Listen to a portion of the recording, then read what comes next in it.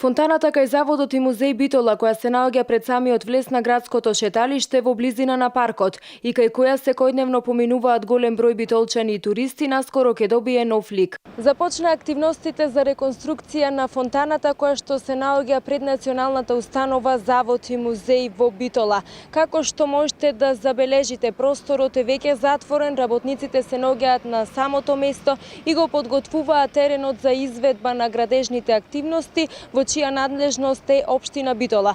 Оттаму информираат дека подеталните информации околу реконструктивниот зафат ќе ги соопштат на пресконференција. Впечатливата фонтана, која е изградена во 1977 година, неколку години наназад остава лоша слика во очите на битолчани и домашните и странски туристи, помеѓу подновената инфраструктура, реновираните фасади на музеот и офицерски, како и трафиката за сувенири. Со повторното пуштање на фонтаната во функција, која е символ на градот и покрај која дење и ноќе во минатото постојано се собира и разгладуваа најголем број млади битолчани, Битола повторно ќе добие уште едно пријатно капче за разонода и освежување.